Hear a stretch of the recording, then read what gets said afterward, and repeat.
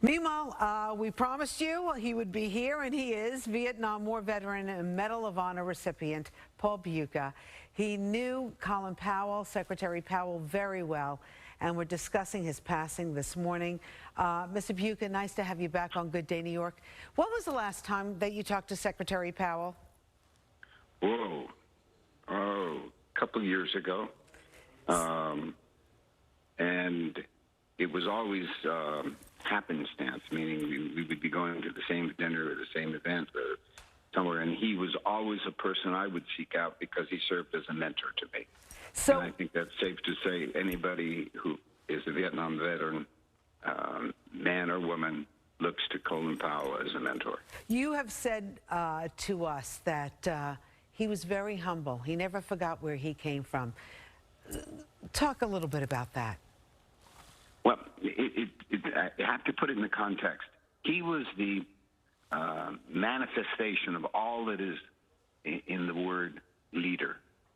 The foundation of leadership is intelligence and honor. And if you want to be a leader, you have to personify that first and foremost as the foundation. And then the last of the five is humility. You must never forget that although various people are important to you, to some people in the world, the men and women we lead, each and every one of them, is the most important person on the planet. And he used to tell us that. Don't ever pull them away from talking to their loved ones. Don't ever pull them away from talking to the men and women with whom they serve. Be there to stand as their honor guard that is appointed to them to have everything that they can to remember. And it's something that's very important for us to keep reminding everyone today because questions of honor come up in all different kinds of contexts. Mm-hmm. Colin Powell's, it was simple.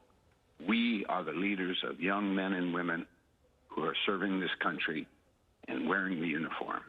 We are there to make their roles easier and more succinct and more clear.